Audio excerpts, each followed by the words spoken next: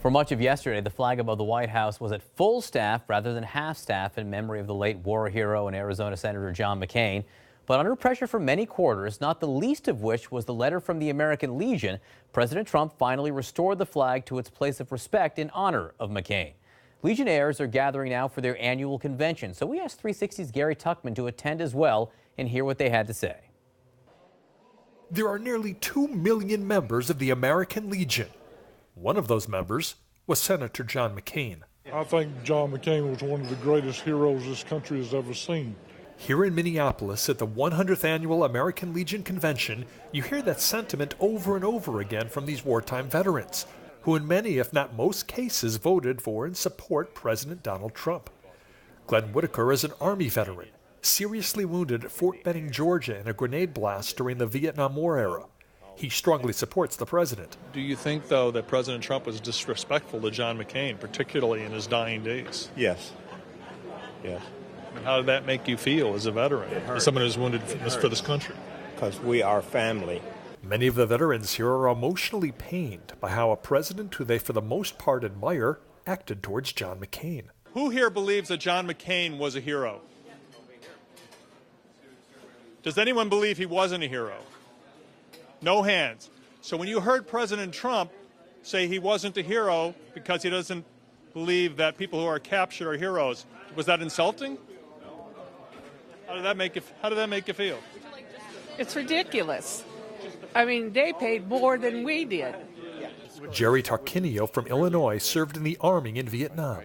You supported Donald Trump for president. You believe John McCain's a hero. If you could talk to the president about the way he acted towards John McCain while he was alive and the way he's now acting while he's passed away, what would you say to him? I'd tell him that he was very disrespectful for that, and I don't agree with it. American Legion members were so upset by the president's behavior following Senator McCain's death that the organization released a statement urging the president to make an appropriate presidential proclamation noting Senator McCain's death and legacy of service to our nation, and that our nation's flag be half-staffed through his interment.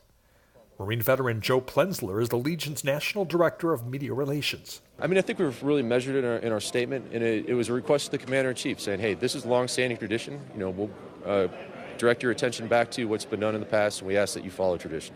Anna Brown knows tradition. The World War II Marine Corps Women's Reserve member has now been alive for 94 of these American Legion conventions. She voted for Donald Trump. If you had a few seconds with him, what would you say? Well, maybe I would say I don't like the way he treated him. But, you know, what's been done's been done, and there's nothing I can do about it to change that. Does that make you sad? I mean, he should apologize, or, yeah, it makes me sad. There are about 12,000 veterans attending the convention, John, which means that when we were in the convention hall, we were surrounded by about 12,000 American heroes. So not surprisingly, everybody we talked to is troubled by the way Donald Trump handled this. But the intensity of the feeling really has to deal with the persuasions, the political persuasions of veterans we talked to. For example, people who really like Donald Trump tend to say, yes, John McCain is a hero. This is the way President Trump is. He says a lot of things, and that's his personality. But others, including Democrats and people who didn't vote for Donald Trump, are very angry with the president. One man telling us that Donald Trump says he loves veterans, but I think the only veterans he loves are those who love him. John. All right, Gary, thanks so much.